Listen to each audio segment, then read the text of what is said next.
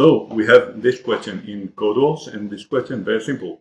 We get this function. We need to write a function, count by, which receives two parameters, the x and the n, and we want to reduce all the multiplication of the number x by n. Okay, so we have here an example. So count by is the name of the function. Okay, count by. Of 1 to 10 will give us 1, 2, 3, 4, 5, 6, 7, 8, 9, 10. And 2 and 5 will give us 2, 4, 6, 8, 10, because 2 times 1 is 2, 2 times 2 is 4, 2 times 3 is 6, 2 times 4 is 8, and 2 times 5 is 10. And these are the 5 numbers that we'll receive. So this is a very simple question. We're going for the fundamentals. Okay, we're going over the fundamental, and we want to learn and understand better the programming knowledge needed to solve such kind of problem. So how should we start? So first of all, you can imagine we need a loop. Okay, we want to look over the numbers. What numbers? The numbers that start from 1 to 10 or 1 to 5 or 1 to whatever n comes in. A lot of time we use n, okay, as an indicator of a number that we want to do something in the loop from like 0 or 1 to that number. In this case, from 1 to n. Hey, my kitty here. So how do we do that? So first of all, we have here the array, okay, and we want to create a loop that will insert the numbers to the array. So let's start. So we do a loop and we do for int I, this is our index. It will start with 1, as we see here, it starts with 1. 1 times 1 is 1, and 1 times 2 is 2. So we start with int I equals 1. So this is the beginning of the loop. This is the first kind of declaration of variable in the loop. And then we need a condition. The condition that decides whether we continue doing the loop or do we stop and exit the loop. So the condition will be as long as I is smaller than n, you might think. But of course, this is a mistake. Why? Because if we get to the, let's say n is 10, like in this situation, if we get to I equals 10, and I is smaller than n, because 10 is not smaller than 10, 10 is equal to 10, then this situation, we will leave this loop and exit. And if we leave this loop, then we won't get to the n equals 10, to I equals 10. So what we actually need is I smaller or equal to n. The last thing we need, the last part of the loop, is progress in the loop. Because if we start with I equals 1 and we do the check and we do what's inside the scope here, and we don't continue, then we, in the next time we'll get and do the same loop again and again, that we will have what is called an endless loop. Okay, so if I equals 1 and I get I is smaller than 10, for example, and I do something here, when I go back, I still equals 1, and so on and so on and so on. So we want I to progress by adding. Okay, so we use I++ to change it from 1, then to 2, 3, 4, etc. And this part of the code happens every time we finish the scope of the loop. Okay, so this one happened only on the first time, okay, when we start the loop. So I equals 1. This one happened each time we need to decide whether we want to go inside the loop or not. This is kind of a question with an answer there that can either be true or false. So either yes or no. Yes, we're going to do this loop again, or no, we're going to end this loop and go forward with the rest of the code. Okay, so if I is smaller or equal to n, we continue on the loop. And after we finish what inside this scope of the loop, then we go to this command. This command increments the I, increments it to the next number. So I will start from 1, 2, and go all the way to n. Okay.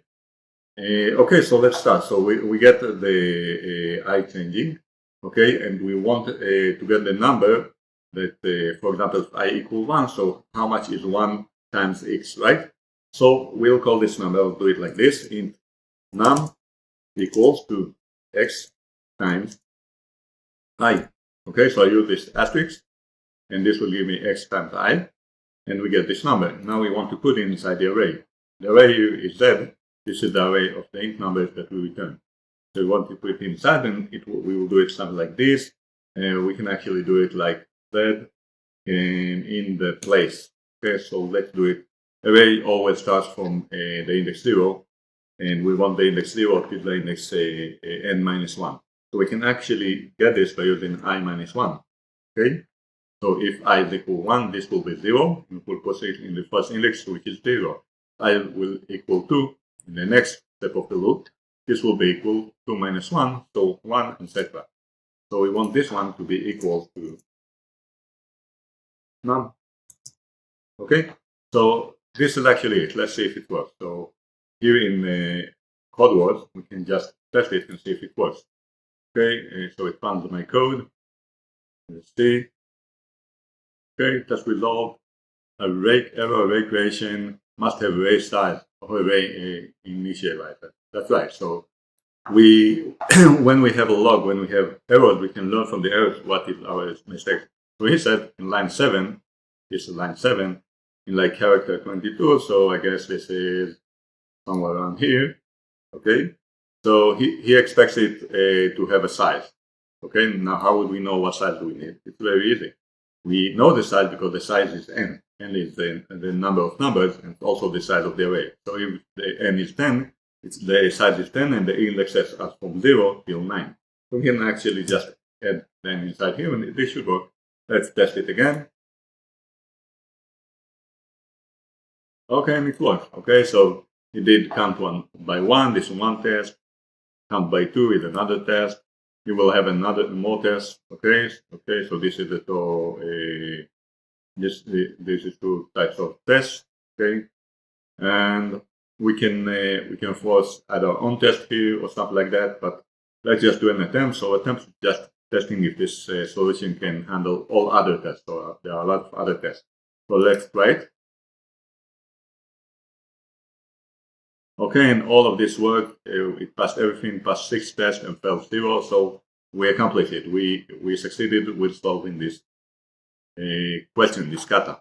So let me go over it again. So because we know, okay, by the instruction, we want to get two numbers and we want to get on the multiplication between the first number and 1 and the end.